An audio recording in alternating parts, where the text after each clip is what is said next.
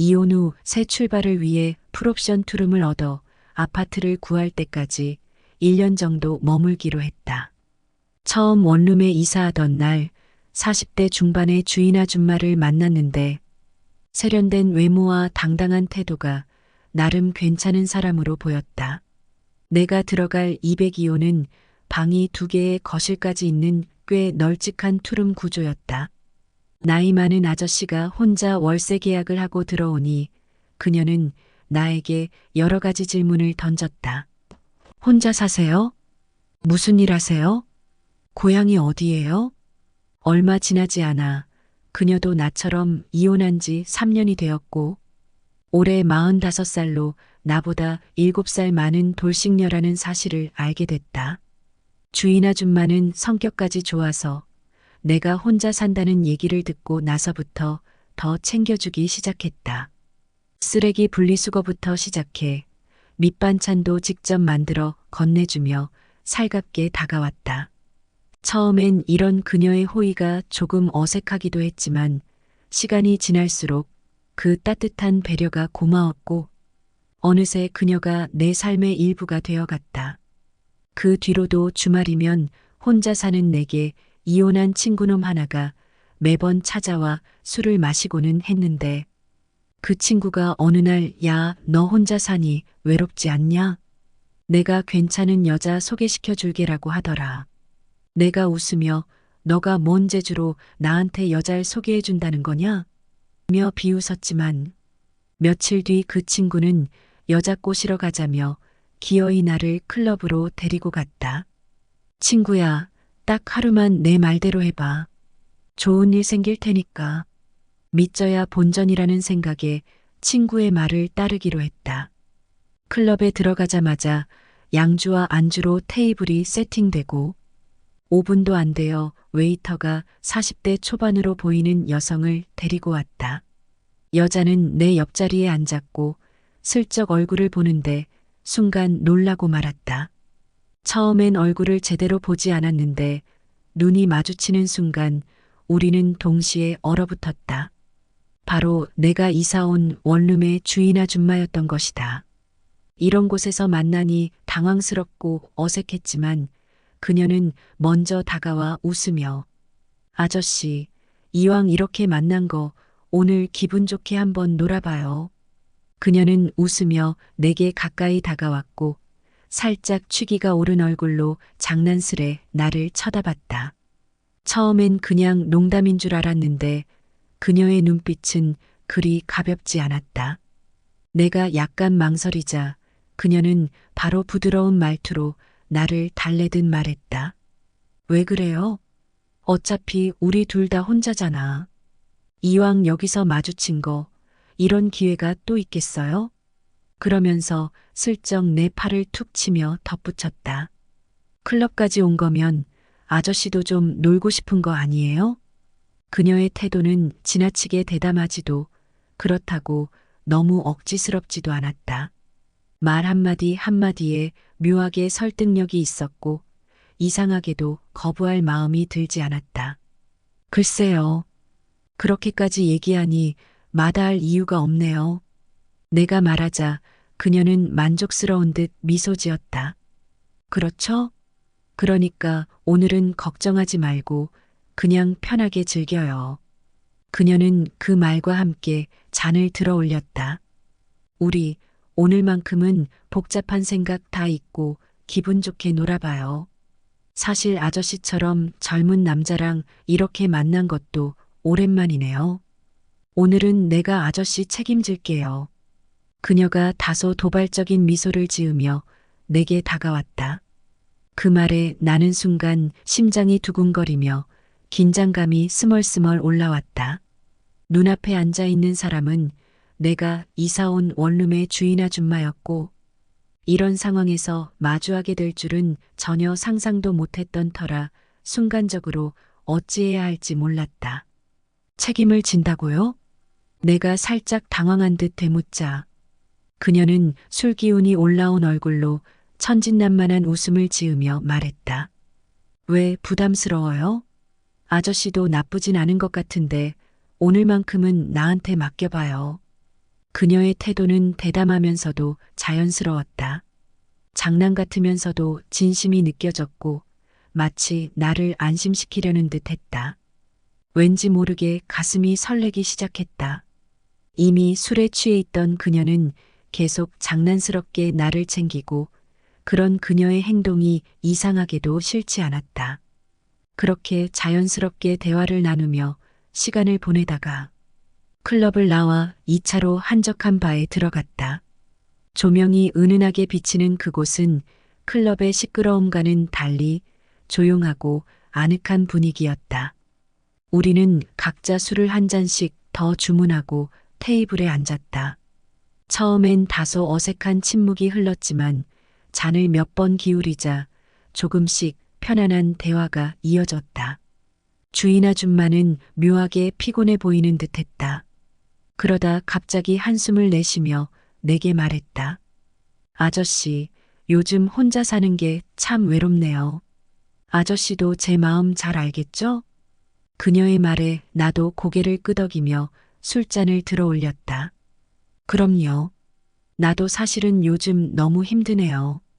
어디 맘 둘 곳이 없으니 사는 게 재미가 없네요. 그녀는 나를 바라보며 슬쩍 미소 지었다. 맞아요. 혼자 사는 게 처음엔 자유로워서 좋긴 한데 시간이 지나면 그 자유가 너무 무겁게 느껴져요. 집에 들어가도 말 걸 사람이 없고 무슨 일 있어도 나눌 사람이 없으니까. 나는 그녀의 말에 깊이 공감하며 저도 그래요.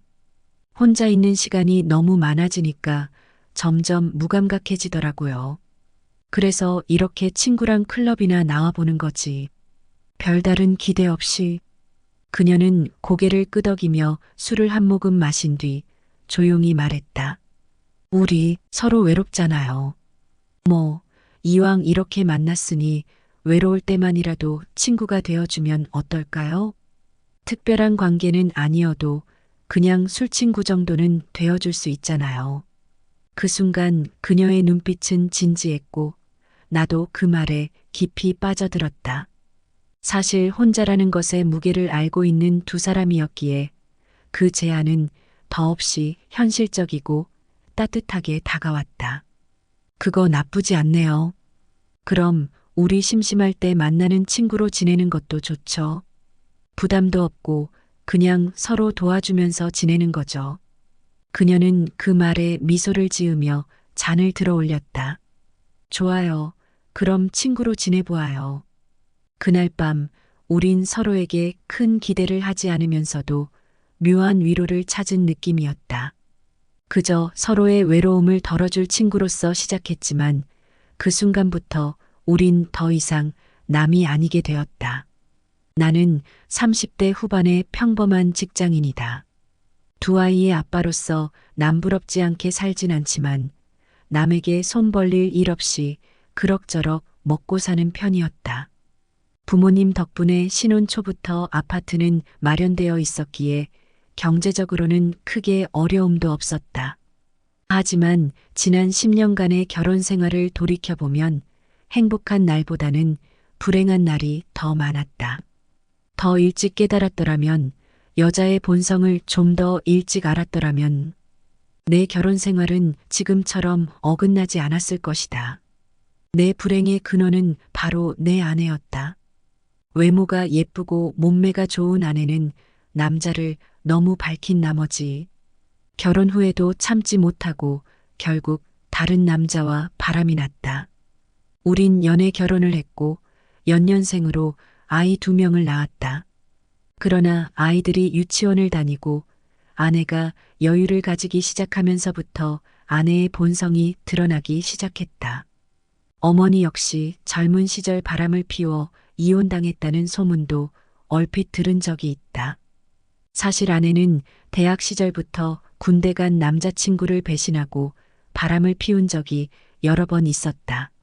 남자친구의 친구와 그리고 같은 과 선배와 그렇게 세 번째로 바람난 사람이 바로 나였다. 아내는 매력적인 외모 덕에 남자들에게 인기가 많았다. 심지어 나의 여자 후배조차 선배, 저 언니 진짜 심해요. 어떻게 같은 과에서 남친이 군대 간 사이에 2번이나 바람을 피워요? 라며 나에게 아내에 대한 경고를 했다. 당시 나는 절대 저런 여자와 사귀지 않겠다고 맹세했었다. 하지만 어느 날 술자리에서 단둘이 남게 된 후 그녀와 대화를 나누다 보니 생각이 달라졌다. 겉모습과는 다르게 시원시원한 성격에 약한 척하며 내 앞에서 내숭을 떠는 모습에 마음이 흔들렸다. 그날 술김에 나는 그녀에게 너 남자친구 군대 보내고 바람 피우고 새 남친이 2번이나 바뀌었잖아. 그게 사람들 입에 오르내린다라고 독설을 퍼부었다. 그런데도 그녀는 전혀 당황하지 않고 자신의 잘못을 고백하면서 눈물을 보였다. 솔직담백한 그녀 모습에 콩까지가 쉬어 결국 결혼에까지 이르게 되었다. 결혼 초반 5년 정도는 나쁘지 않았다. 하지만 둘째 아이가 유치원에 다니기 시작하면서부터 아내는 점점 집안일을 소홀히 하고 밖으로 도는 일이 잦아졌다. 가끔 늦게 귀가하는 날도 있었고 밤에는 베란다에 나가서 몰래 통화하는 모습을 보기도 했다. 한 번은 아내의 차 블랙박스를 확인했는데 특정 시간대의 영상이 교묘하게 지워져 있었다. 그때부터 내 의심은 깊어졌고 불안은 커졌다. 결국 어느 날 아내가 애들을 재우고 나서 소주 한 잔을 하던 중 갑자기 울며 말했다. 오빠, 우리 이혼하자. 제발 나 좀 놔줘. 아내는 이미 다른 남자가 생겼고 그 남자가 이혼 후 자신과 살겠다고 약속했다고 말했다. 처음에는 믿을 수 없었다. 하지만 아내는 그 남자와 함께 찍은 사진을 보여주며 그가 진심이라고 했다. 그 순간 내 안에서 끓어오르는 분노를 참지 못하고 나는 결혼 후 처음으로 아내에게 손찌검을 했다. 나는 그날 나 자신을 통제할 수 없을 만큼 분노했다. 눈물까지 나면서 억울함에 치를 떨었다. 화목한 가정을 이루기 위해 온 힘을 다해 살아왔는데 이런 식으로 끝이 난다는 사실이 나를 절망하게 만들었다. 하지만 결국 우리는 이혼했고 한순간에 모든 것이 무너졌다. 결국 주인 여자와 2년 넘게 사귀어 왔습니다. 처음 만날 때부터 서로 결혼은 염두에 두지 않고 그저 편안한 연애를 즐기기로 합의했었죠. 그녀는 나보다 나이가 많고 이혼의 경험도 있기에 저와 비슷한 마음일 거라 생각했습니다. 이혼한 전처보다 나이도 많고 외모도 딸리지만 그녀와 함께 있을 때는 이상하리만치 편안하고 행복했습니다. 과거의 상처나 불안감 없이 그녀와 있으면 모든 걱정이 사라지는 것처럼 느껴졌습니다. 하지만 문제는 지난주에 발생했습니다. 평소처럼 데이트를 하던 중 그녀가 갑자기 프로포즈를 했습니다. 처음에는 장난인 줄 알고 당연히 평생 너랑 함께 살지, 누구랑 살겠어? 라며 웃어넘겼습니다. 그런데 그녀는 진지하다고 하더군요. 순간 당황했습니다. 연애 초반부터 우리는 결혼 생각이 없다고 분명히 이야기했었고 중간중간에도 그 부분을 계속 확인하며 서로 동의해 왔거든요. 그래서 저는 우리 연애 시작할 때 결혼은 하지 않기로 약속하지 않았냐고 물었습니다. 그랬더니 그녀는 주변에서 재혼해서 행복하게 사는 사람들을 보면서 마음이 바뀌었다고 말했습니다. 저는 여전히 결혼할 생각이 없었고 그녀에게도 그 사실을 다시 전했죠. 그러자 그녀는 크게 실망하며 헤어지자고 했습니다. 물론 그녀가 결혼을 염두에 두고 있었으니 거절이 큰 상처가 되었을 거라는 건 이해합니다.